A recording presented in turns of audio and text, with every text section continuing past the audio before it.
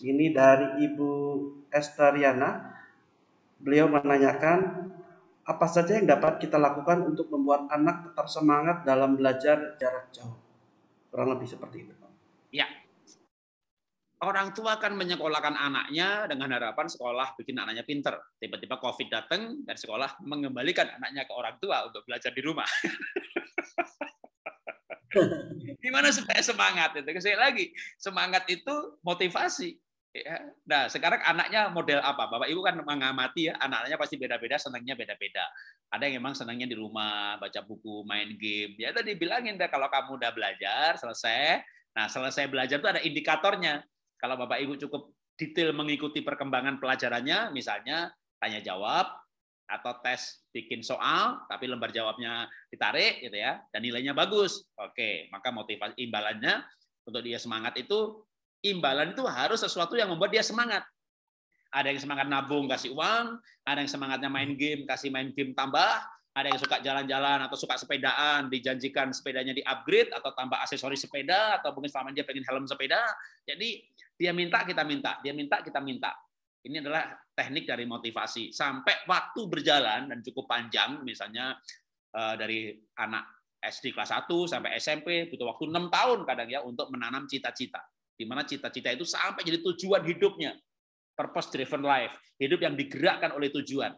Waktu anak saya masih nomor 1, nomor 2 juga dapat Asian Scholarship, tapi saya cerita yang nomor 1 sekarang, IQ di bawah 120, selalu ranking 1. Karena dari kecil saya belum bisa kasih dia cita-cita yang jelas. Apa dokter, motivator, atau insinyur. Tapi cita-cita mau nggak belajar ke luar negeri. Wah, dia mau. Dia bikin tulisan di posternya, pengen belajar ke luar negeri. Kita kasih tahu lagi, papa mama waktu itu belum diberkati, kamu. Tapi kamu bisa dapat beasiswa, sekolah gratis. Anak saya dari kelas 1 SD ngomong soal beasiswa. Kenapa? Saya ingin itu jadi motivasi dia. Bahwa itu satu-satunya jalan dia sekolah ke luar negeri kalau dapat beasiswa. Maka sekalipun IQ di bawah 120, karena dia punya keinginan sekolah ke luar negeri, dan itu hanya bisa kalau dapat beasiswa, dia rajin karena mau dapat beasiswa. Nah, itu artinya orang rajin karena punya sesuatu di dalam dirinya, yaitu cita-cita. Jangan memotivasi yang bukan demi dia. Nah, kalau kamu pinter ya nak ya, kamu jadi kebanggaan papa dan mama. Papa bangga. Itu kalau berkali-kali diucapkan, lama-lama anak sadar, aku sekolah ini untuk kebanggaan orang tua. Aku sekolah ini untuk kepentingan orang tua. Kapan ya satu hidup untuk diriku sendiri? Jadi hati-hati dengan kalimat. Ya, walaupun kalimatnya kayaknya bagus. Kalau kamu pintar, papa bangga. Apa salahnya, Pak? Salah motivasi. Ingat smart, supporting, motivasi itu harus pas, harus bijak. Supaya motivasi itu berdampak. Pak, Bu, Pak Jarod, saya udah motivasi anak saya, tapi anak saya nggak termotivasi. Kura-kura dimotivasi, mau dikasih sayap yang kuat. Jadi, betul, kalau dia kura-kura, dikasih motivasi, kasih makan ikan, mau dibawa ke laut yang jernih. Gitu. Jadi, motivasi anaknya tiga macam motivasi. Yang satu sukanya keluyuran. Waduh, nak, nanti kalau kamu udah selesai ujian kali ini ya kan sekarang nggak ada ranking-rankingan lagi ya zaman sekarang. Tapi rata-rata kamu, tahun lalu kan kamu 7,2.